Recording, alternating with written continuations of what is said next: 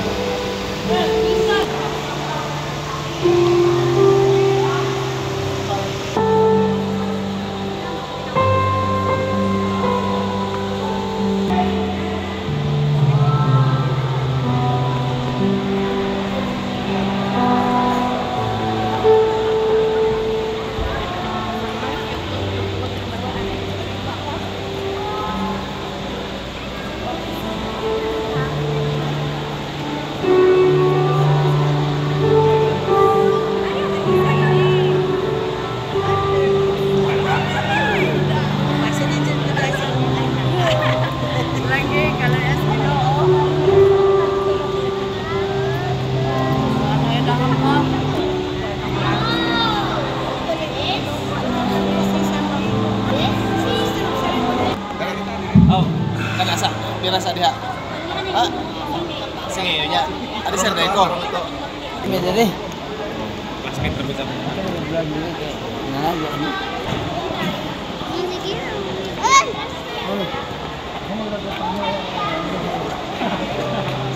Terus dai nu kepang ikut. Belajar berpaganta kaya mablanta. Alam tayo mong code para pareha mo tanan sa mga groomsmen. Response mo pareha mo pastor. Ano ba? Ira ba ito mo pas? Para na? Wala pilet. Dapat ka din sila may.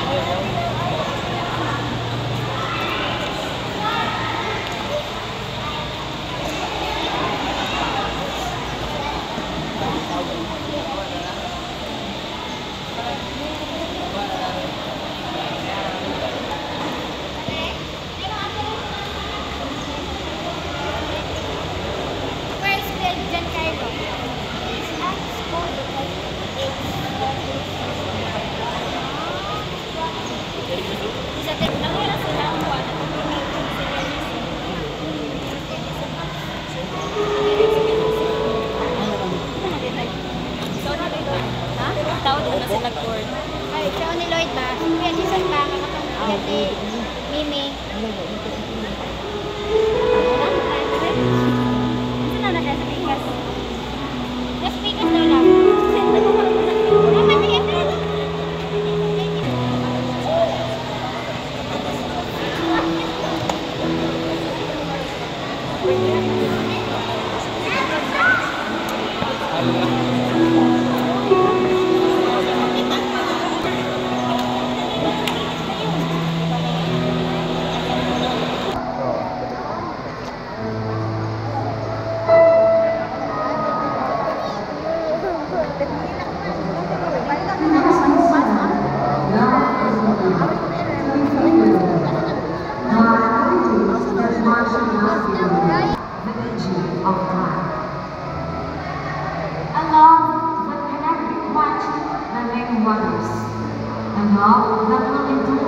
The exchange of vows by Mr.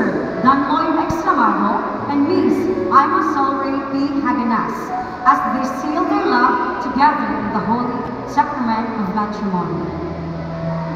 Ladies and gentlemen, let us welcome the bridal entourage led by the candle sponsors, Mr. Armando Luxayo and Mrs. Gurley Luxayo. The District Sunday School Secretary of the United Pentecostal Church Philippine Incorporated, Reverend Carlo L. Sisura, accompanied by the Bible bearer, Gadiel Q. Haganas.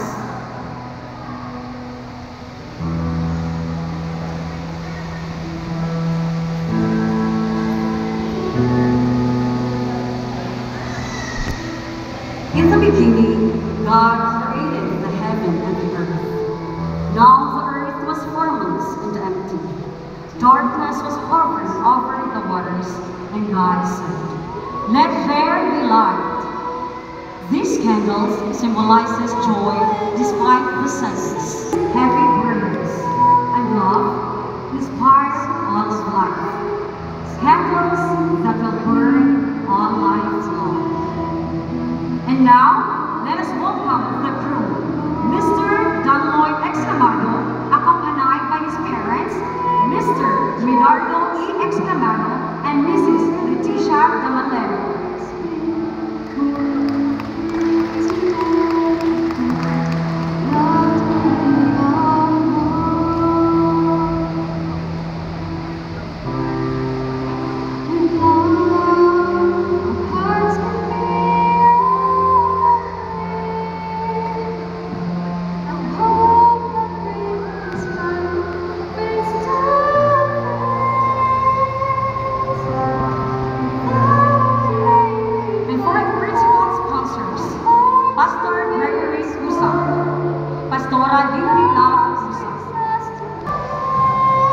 Pastor Ricardo Villafuerte, Pastora Cecilia Villafuerte, Pastor Bernie Macas, Pastora Corazon Macas, Pastor Roel Upad, Pastora Marites Upad, Pastor Arnel Camoyuman, Mrs. Roslyn Kaayuman.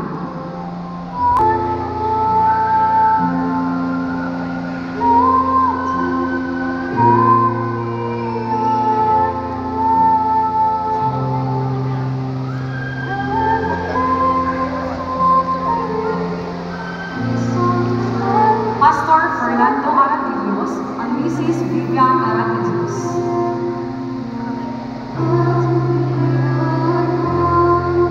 Pastor Rene Calendre, Mrs. Rosabel Ensenada.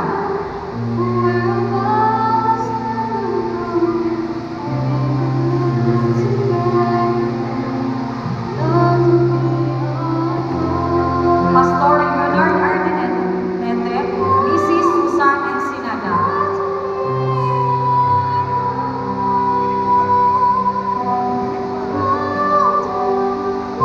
Pastor Meduelo Igor, Mrs. Hermenia Cayetona.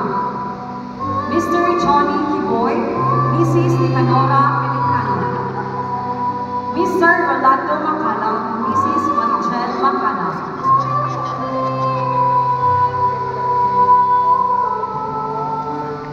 Mr. Ricky Antipuesto, Mrs. Enriqueta Antipuesto.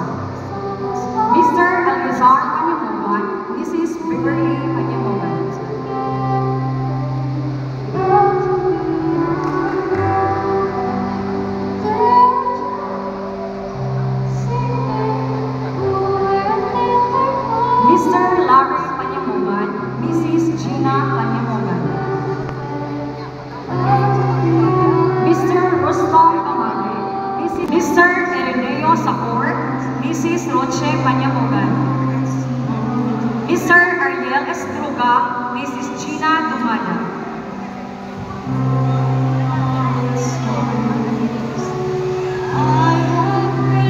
Mr. Larry Hagalas, Mrs. Melissa Marinas.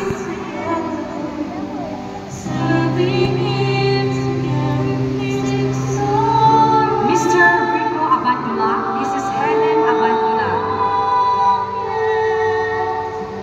Mr. Jason Obrete, Mrs. Mylene Obrete. Mr. Ramil Magitnit, Mrs. Jacqueline Magitnit. Mr. Maki Bermudez, Mrs. Raven Bermudez. Mr. Generoso Vistat, Mrs. Marita Vistat. Eh, sabay yun. Mr. Janelle Abatayo, Mrs. Ruth Abatayo.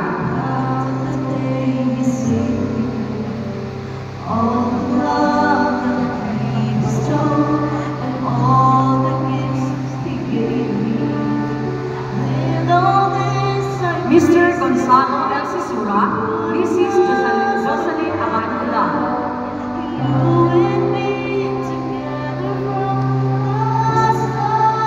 Mr. Edgar Gutierrez, Mrs. Estrelita Gutierrez. Mr. Edgar Nakwa, Mrs. Julie Nakwa. Mrs. Marilyn Roman, Mrs. Julie Tan.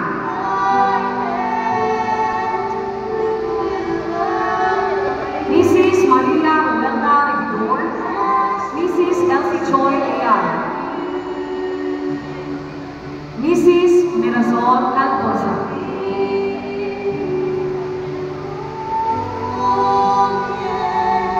Sama. And for the secondary sponsors, for field sponsors, Mr. Chancel B. Haganas and Mrs. Chichi Haganas.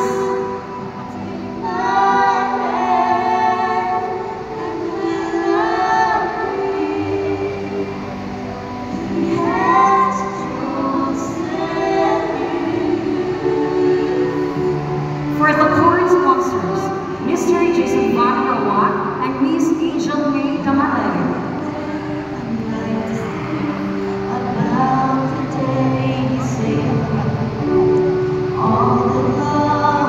For the ring bearer, John Jesriel El Sisura.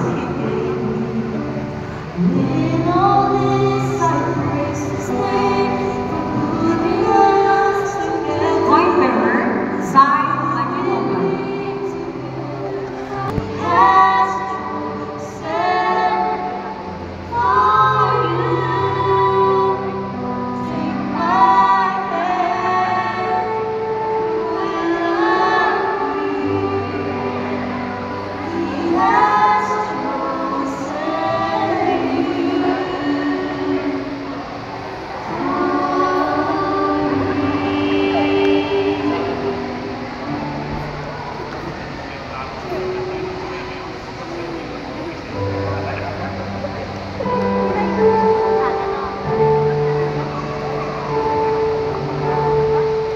For the groomsmen and bridesmaids, Jay Abal, Hannah Faith El Sisura.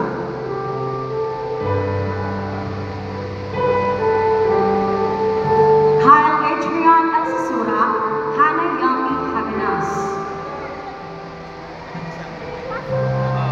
Greg Lawrence Usak, Riani J. De La Torre.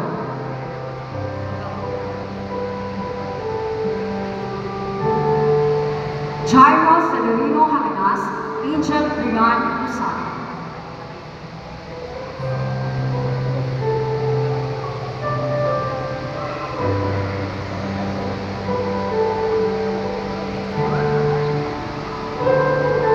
Angayan, angayan.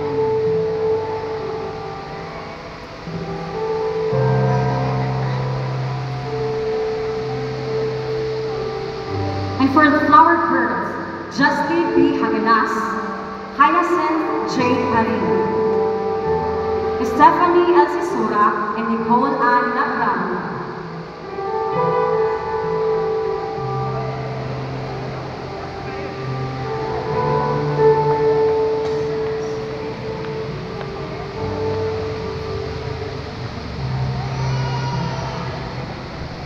For the matron of honor, Pastora Jean Pablo.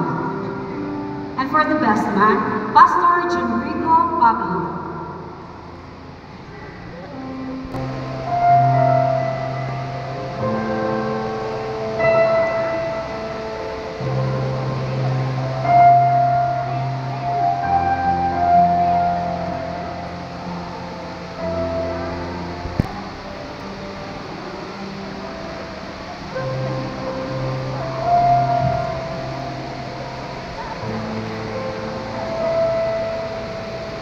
Gentlemen, let us all rise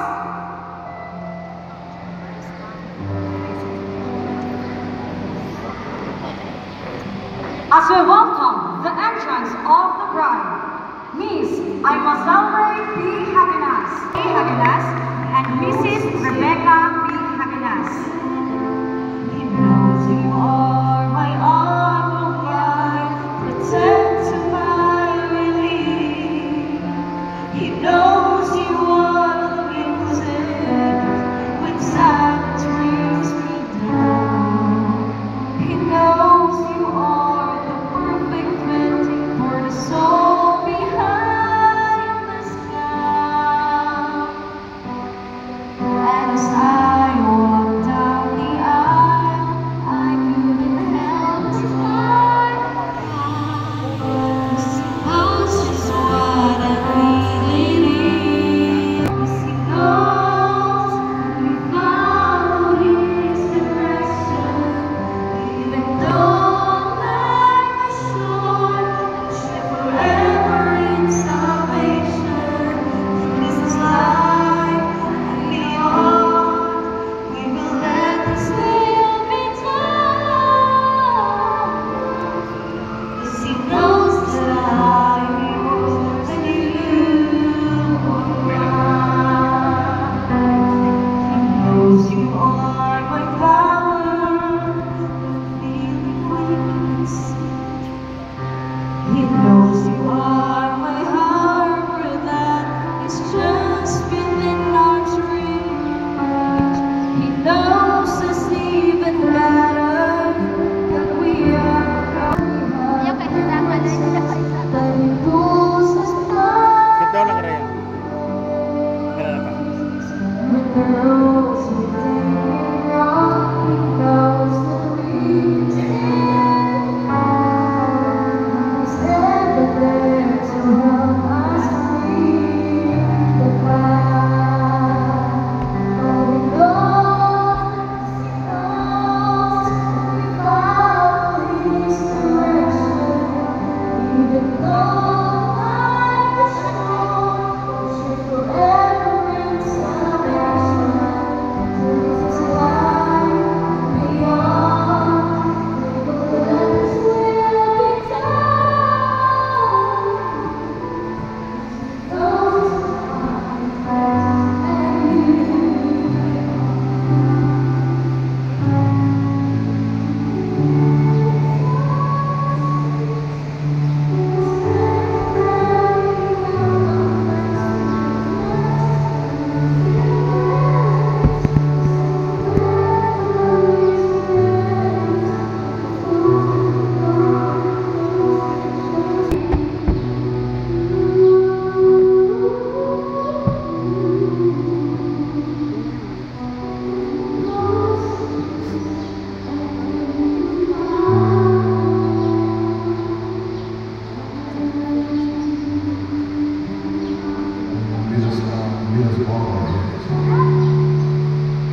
Langit ng Amahan, sa pangalasunod ka ng Ginong Ginoo.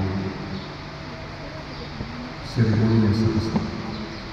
Ilang nagulay o may itugot o Diyos na ginong bendisyon. Magapuno ng inyong nagulay. o magatunaw sa kinabuhi ng Lord o kumayo. Panalangin ini mo sa kanilang tugon sa Diyos. Ang bendisyon ng Diyos na gitan sa langit, pupunsad ka ng libunas. Ang pagalimunon o panalaginan, ang pagbilayo ay sa saan. I-brother Daniel at ni Sister Aima Silva. Ituto, nagitan sa pagsutog ang sa pagkakas ng Diyos. Ang mga in the name of the Lord Jesus Christ, we pray. Ang tanan magaling po. Amen. Dearly beloved, we are gathered together here in the sight of God and in the face of His witnesses, to join together this man and this woman in holy matrimony, which is an honorable state instituted of God, signifying unto us the mystical union that is between Christ and His church, which is holy state Christ adored and beautified with the presence, and the first miracle that He wrought in Cana of Galilee. And it is also recommended of St. Paul to be entered into unadvisedly but soberly and in the fear of God. Into this holy state, these two persons present come now to be joined. If any man can show cause why they will not lawfully be joined together, let him now speak, or else hereafter forever hold his peace.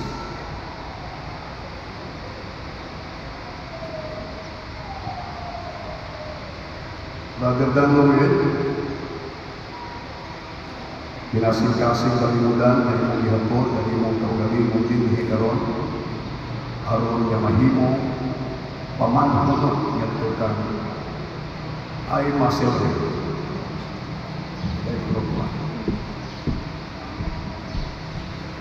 Sultik tinuod ha, kinasing-kasing kalimutan na imong gihapon at imong kaugalingon dinhi sa simbahan nga walay nagpugos nimo aron mahimo pamanhunot ni Aima Silva. Kanimo po, ako nalaming pagsimukanan may malayo. Papabuka po sa may. Kinasing-kasing ba na imong ihatod ko na imong lawas karon din sa simbahan aron mahimo pangasalunan kag landuin. Sige, at napalakpakan ng Diyos mga iso. Yun yung isip. Pungito na.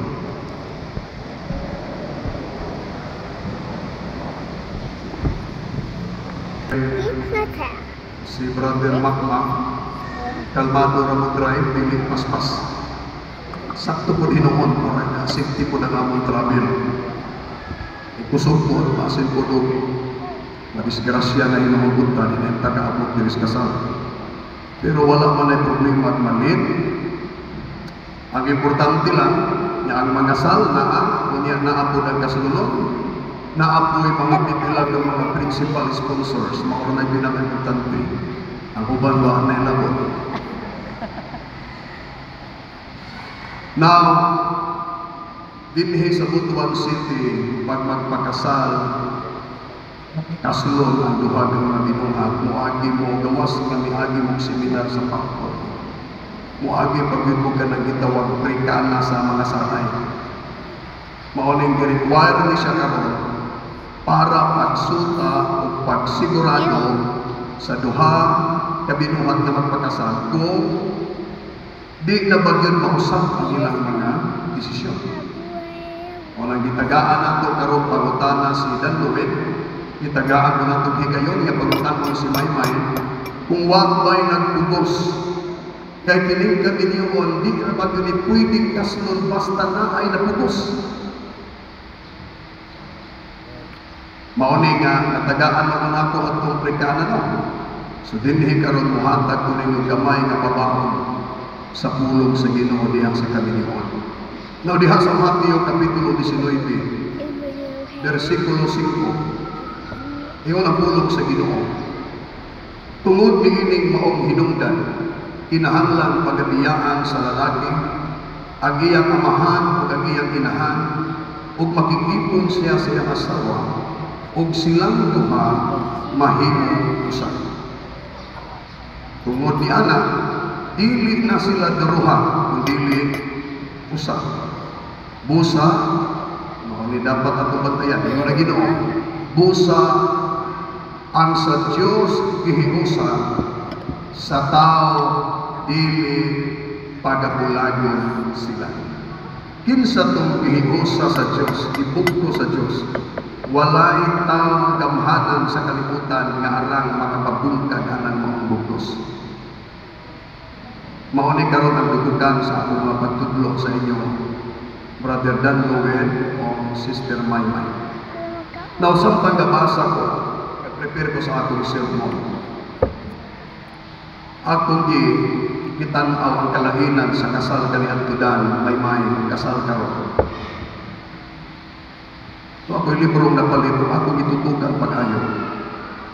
Ang kalahinan sa kasal kani Antu o kasal karon, ibaw mo sa kalahinan. Ibaw ka dan. Ikaw Maymay, nag-ibaw ka ko sa kalahinan. Kung ang usa ka lalaki mo desisyon nga magbinyo sa unang panahon, dili lalim ang iyang sitwasyon. Kaya nga no, kung maminyo ka, kung desisyon ka nga maminyo ka ni Anto, doon na kay gitawag, murag training nga himuon ato ka magpuyo, mo stay ka sa panimalay sa babae pila ka mga panahon, subuol ka, pagbugaon, unya kinahanglan ang binugha tubo, pakabon, unya kung pakabon punon gitong mga banga, dili ibundag ang galon. Hindi mo na ba nindi suko? Si Dandan, tagabugha na dito. Dili lalim.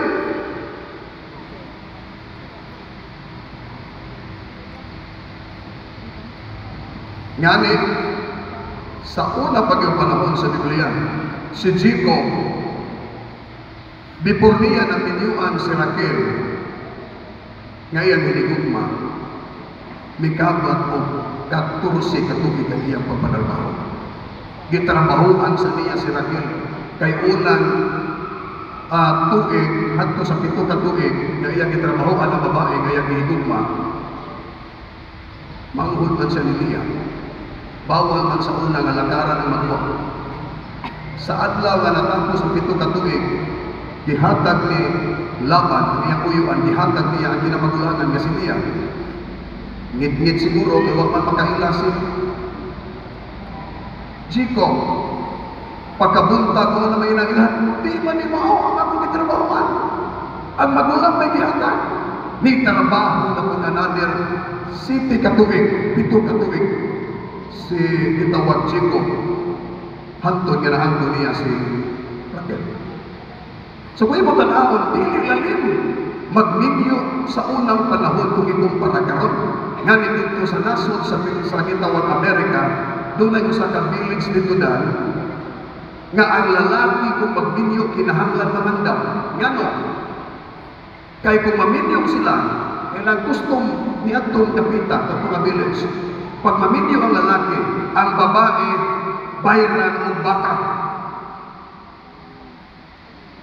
Depende sa dagway. Depende sa dagway po na. Pag maot, tulog ka baka. Lalim ko nito. Lalim ni kabilis ni. Maot pa na, tulog na ka baka mabukan. Pag arang-arang o dagway, 5. Pag guwapa, murag anghel, 7 ka baka. Sako na nang isuka ko na. Ikaw, May, sa dihang may upload si Dandan ni mo kamamin niyo, ipangayuan mo rin. Ipangayuan mo, May. Magaling na iring siguro rin po yung Dandan. Di lalim. Unya ang kasal po kami Antudan, May, sa unang panahon, ang ilang selebrasyon, mudunar nga tos 7 adlaw. Grabing kaon, di magan 7 ka adlaw. Gasto nimo dili basta-basta gasto 7. Dako gani gasto ning pinarata ka oras dire. 7 ka adlaw, lingaon ang mga bisita, mga paryente nga tuslat yung lugar imbitaron, kumbina, gutom sa 7 ka adlaw.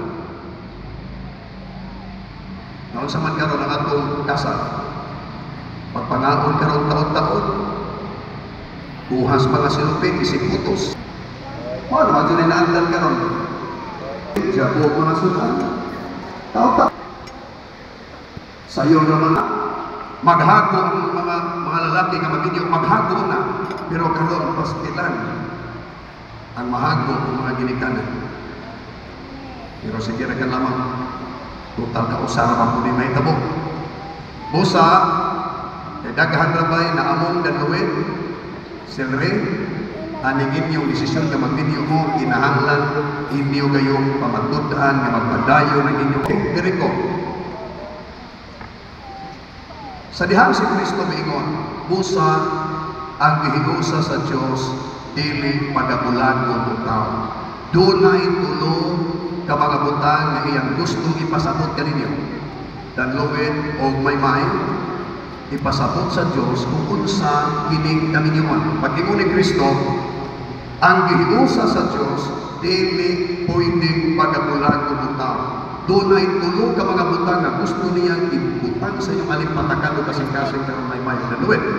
Una, nga butang sa pagsulti ni Kristo nga si bisan kinsa ang hiusa sa Dios dili pwedeng pagabulagon ng tao. Una nga punto, tungod kay ang kaminyoon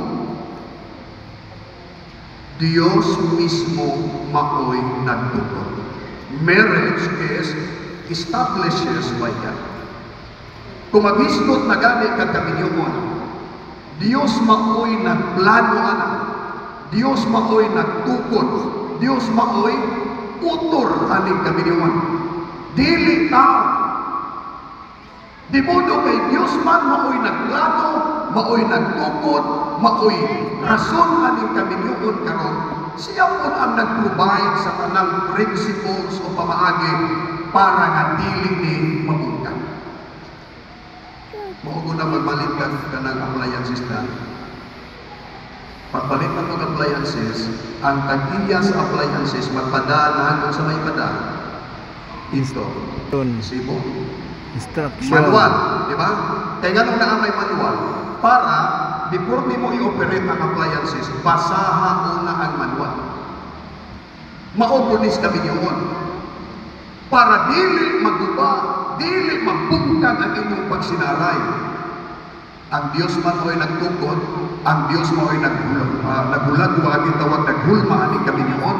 Siya maoy naghatag og mga prinsipyo unsay buhaton para makalingkod ang inyong panagtungtong. Unsa may atong buhaton ana? So, ang himuon ninyo, basahon ninyo ang manual. Unsa man ang manual? Tulong sa Dios. Mao ni ang manual karon sa kaminyoon para dili maguba ang inyong panaguban. Magpabiling himso, magpabiling likod, magpabiling malipayon, bisan magsugat ng mga problema at pagsulay sa kinabuhi. Ang buhaton lang ninyong basaha ang manual nga gibilin sa Ginoo. Unsa man ang manuala, pulong sa Dios. Kay diha sa pulong sa Ginoo, gisaysay pag-ayo sa Ginoo unsay buhaton sa duha ka binuhat para magpabilin silang malikod sa ilang desisyon sa kanilang. Human basahon sa may sunod buhaton nanda. Application, ha? Kay bisan ka ng manual may na ay manual pagbasa nimo unsa pag-operate aning appliances na ay manual unya di nimo tumanon kay magsupa ka kaugalingon nimong ideya, maghimo ka kaugalingon nimong prinsipyo unsa sa pagpaandar ana dili na magbulos. So ang buhaton human basahon ang pulong sa Ginoo, kinahanglan i-apply ang mga nabasahan. Buot ipasabot, himuon kung unsay gitudlok sa Ginoo nga prinsipyo para mamalig-on ang inyong kaminyoon. That is the first. Marriage establishes by God. So wag yo'y makabungkag anak. Kaya nga mo may makamungkag. Ginoo ba yan o nagtukod? Isa may makagahon sa Ginoo. Wala, di ba? So, ikaduha, nga punto ipaabot sa Ginoo. Marriage is unbreakable. Sa damisulti ang Ginoo, si bisan kinsa ang gihiusa sa Dios, dili pwedeng pagkakulagon ng tao tungod kay ang kaminyoon, dili ni mabuhat. Marriage is unbreakable.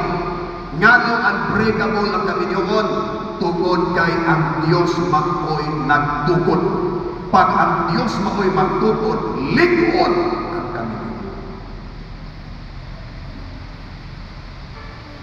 Amen. Kasabot mo nandang. Dili ko na siya mabuhat. Mauning nga punto gibasa nato karon sa Matthew 19:7. Ingon ang mga Parisyo, sila maingon kaniya, ngano nagsugo man lagi si Moses sa pagpahatag og sulat pamatuod sa pakibulag o sa ingon ni ana ang lalaki makatulad na siya asawa.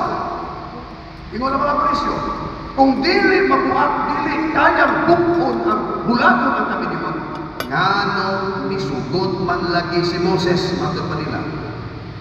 Kaya ingon man ang Ginoo dili, pero ingon sila ngano nisugot man lagi si Moses, na pwede lang maghimog sulat pamatuod, unya ang lalaki pwede na dayong bulag ngadto sa iyang asawa. 8. Kanila mitubag si Jesus nga nagingon, tungod sa kasagutsutan sa inyong kasing-kasing. Pinugtumin nyo ng flow. Ingon ang atong Ginoo, tungod sa pagkasagutsutan sa inyong kasing-kasing, gitugutan na lang kamo ni Moses. Sa pagbulag sa inyong mga asawa, pero niya ang pinagkamaayong utang, ingon si Kristo, apan sukad sa sinugdan, dili kini mao.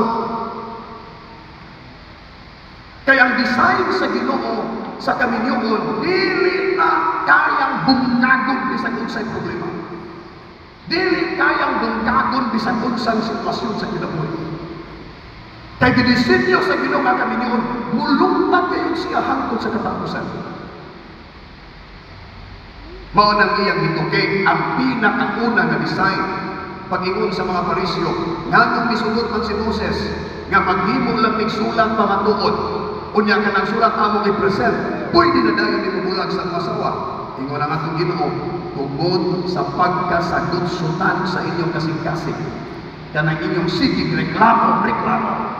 Ingon si Ginoong Jesus, mao nay hinungdan nga misugot na lang si Moses, pero iyang ibalik ang original nga plano, matod pa niya, apan sukan sa sinugdan dili ni mao.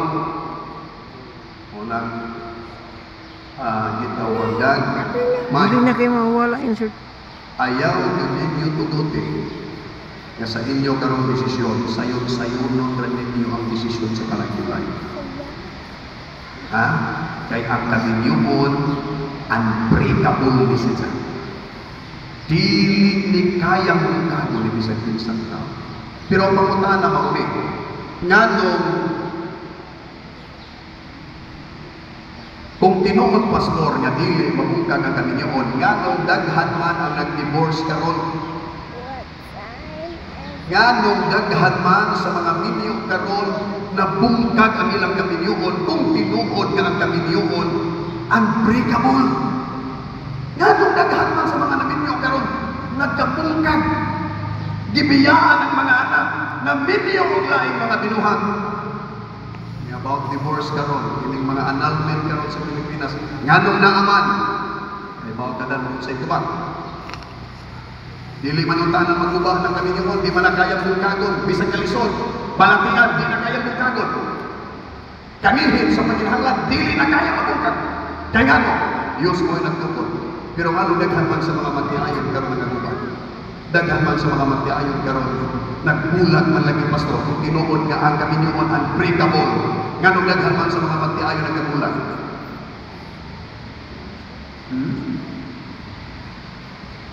Tubag, walay Diyos. Ikaw pa sa mundo. Nganong daghan man karon nagkabulan. Unbreakable mo ka pastor ang kami niyo pero nganong daghan man panimalay na bungkag. Ha?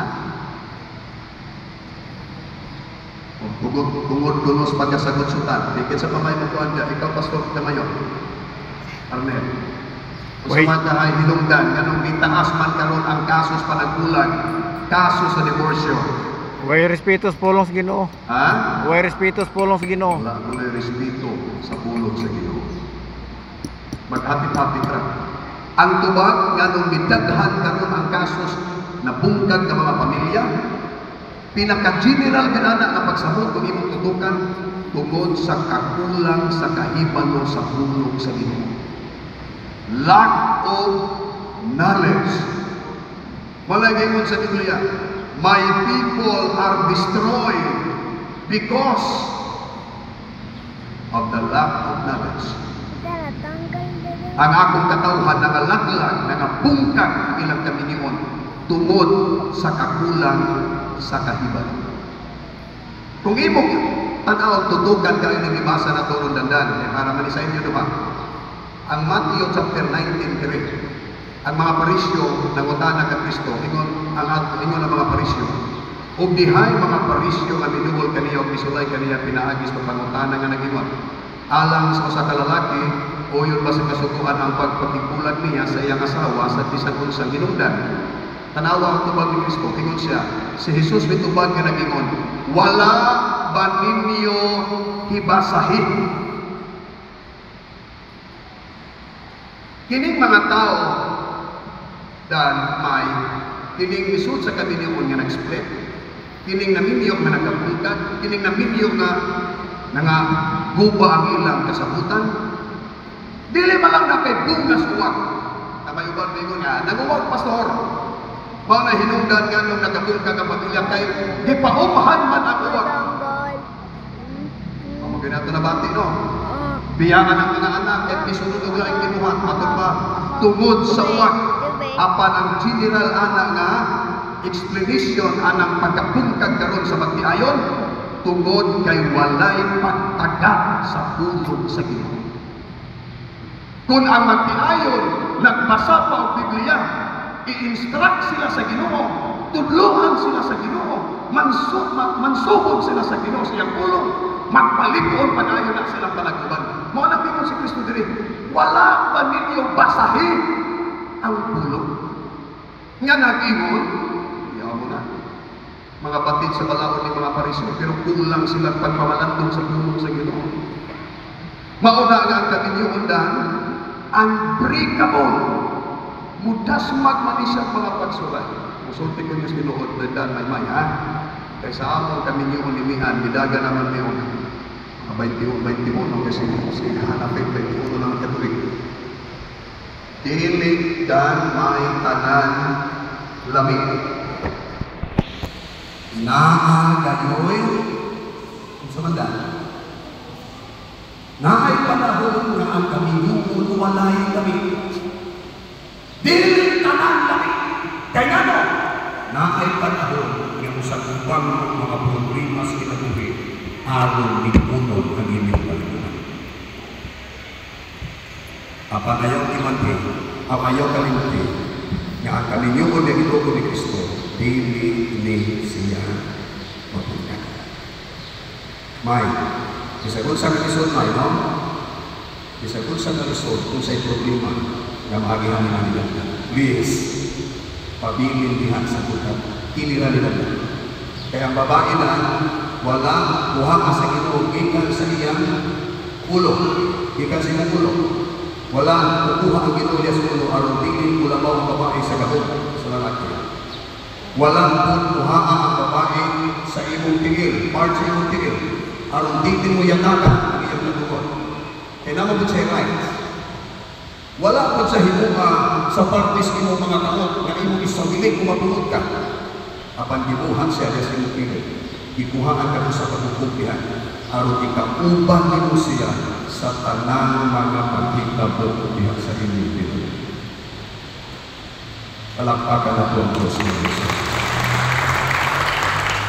First, marriage is established by God. Second, marriage is unbreakable. Third, marriage is permanent. Human karon, wag na'y panahon sa pag-examine. Ha? Kasi hindi mo pastor, pwede din sa iparisin. Ang papel, wag na, basta matinglarahan na gani mo din karon. Mauning nga utana ko sa inyo sa proceeding parang pasig na ay pagduhat-duhat, pwede isibo ang kasal. Tagaan mo tsansa. Kaya nga no, ang kaminyo mo, permanente na ni siya. Dili na ni pwede mo bakit mo sa pagkakulitan. Bubalik mo sa pagkakalaga. That's why marriage is considered permanent because it is a public commitment between two people that is intended to last until death. Kaya naging yung pagsinaaray karon, public meeting. No? Daghay mga tao na himong witness karon.